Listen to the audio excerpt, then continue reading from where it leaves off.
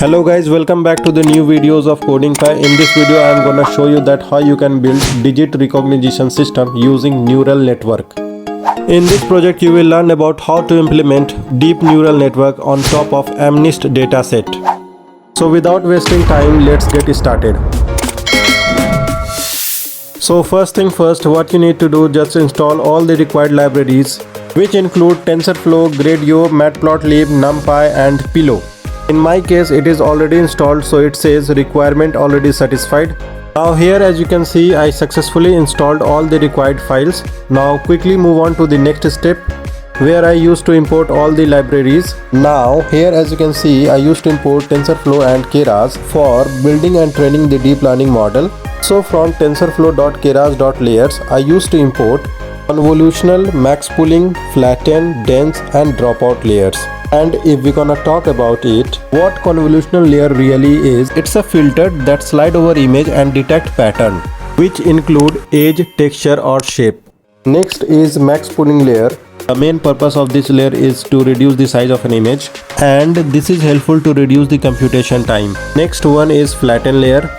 This layer converts the two-dimensional grid of number into a one-dimensional list of number and prepare the data for final decision making. Next is dense layer. I already talked about it in very detail in my previous video. As of now it is fully connected layer, which means every neurons from the one layer is connected to the every neurons to the next layer that combine the pattern and make prediction. Now next one is dropout layer. This layer randomly turn off some neurons and prevent model from overfitting. Next I used to import NumPy as NP for numerical operation. Next is matplotlib.pyplot as PLT to visualize our dataset. Next I used to import Gradio as GR for creating user interface. At last I used to import image ops from PIL for image handling. Now quickly move on to the next step, where I used to load and pre-process the MNIST dataset. And here as you can see, I used to import data from Keras. So for that I used to call load_data function with the usage of keras.dataset.mnist and then store it to their corresponding variable, which is x_train, y_train, x_test, y_test. And here x_train and x_test represent grayscale images with 28 by 28 pixels. Similarly, y_train and y_test represents labels, which is 0 to 9 digit. Next I used to reshape the dataset for CNN input. In order to do so, I used to call reshape function, and inside that I used to pass -1, 28, 28, 1, where -1 represent the total number of dataset, which is 60,000. Then 28, 28 represent pixels, and here 1 represent the single color, which is grayscale. After this I used to convert it into a float with the usage of as_type function. Then I used to normalize it by dividing by 255. Finally I used to store it to the x_train variable. And similarly I used to do same for test data, and then I used to store it to the x_test variable.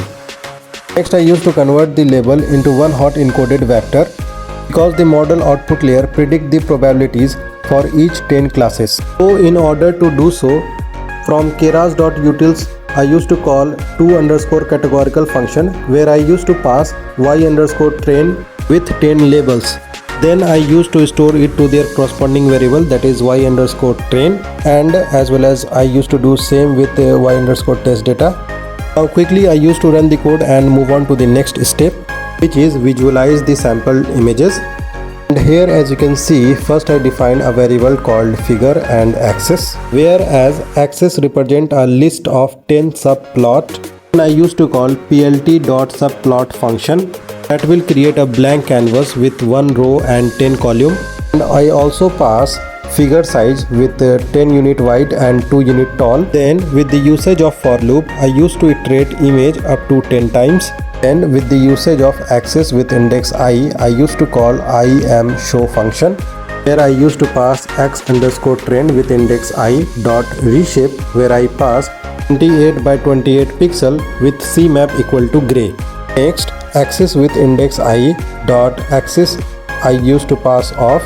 This line of code is used to hide the axis label.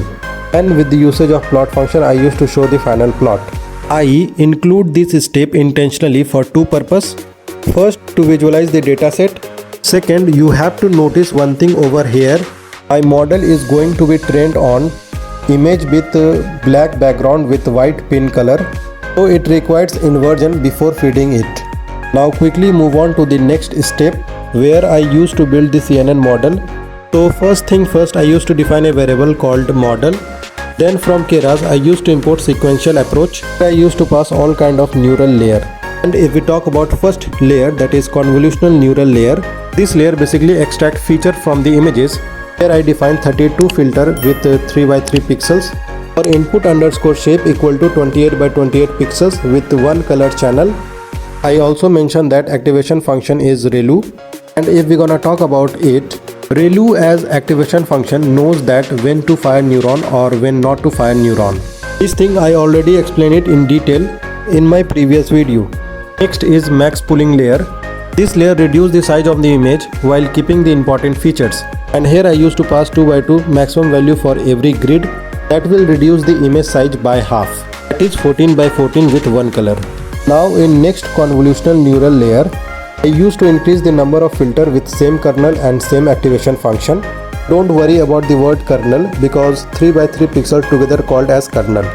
Next, again with the usage of max pooling layer, I used to downsampling the images while maintaining its important features. This layer further reduced the size of image from 14 by 14 to 7 by 7.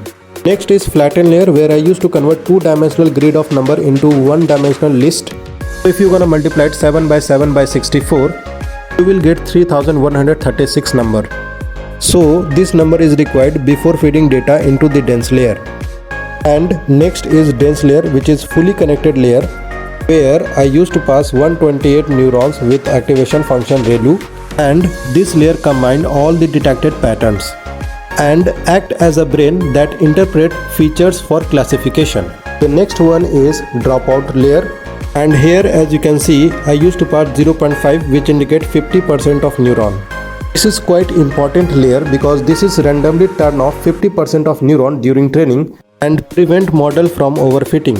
Now in last dense layer, which is also called as output layer, here I used to pass 10 neurons which is correspond to the 10 output features, and here I use softmax as activation function for multi-class classification that convert output into probabilities and make final prediction.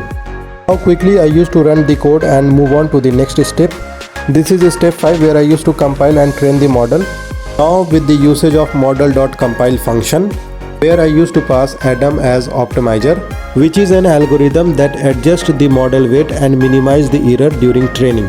Next I use categorical underscore cross entropy as loss function that measures how wrong the model's prediction as compared to the true label, and this loss function work best for any classification problem.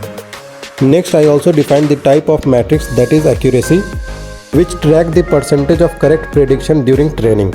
After compilation I used to train the model, so for that I used to call model.fit function where I used to pass x underscore train data, y underscore train data with epoch size 5 and batch size 128, and along with this I also pass validation dataset which include x underscore test, y underscore test. Now quickly I run the code and move on to the next step. This will take a lot of time, so I used to skip some of its part, and here as you can see I successfully run the code with 98% of model accuracy. Now next I used to save the model with the usage of model.save function where I used to pass model name, that is MNIST.h5. Quickly move on to the last step where I used to create user interface using Gradio. And here as you can see, first I used to import model with the usage of tf.keras.models.load_models function where I used to pass model name, that is MNIST.h5, and store it to the models variable. Next I used to define a function called predict_digit with one parameter, that is image. First I used to handle the image which do not contain any number with the usage of conditional statement. Here I mentioned that if image is none, then in return it gives a message that no image detected. Next I used to convert image into grayscale So image class provide a function called fromArray where I pass image, and with the usage of convert function where I pass L, then store it to their image variable. Together this line of code ensure that image is black and white. Next I used to invert the color of input images which contain white background and black pin color. Now in order to do so, I used to call image_ops class which provide invert function where I pass image variable and then store it to the image variable. Next I used to resize the image up to 28 by 28 pixels, and this is gonna be done with the usage of image.resize function where I pass 28,28 and store it to the image variable. Because our model is trained on 28 by 28 pixels images, so it is necessary.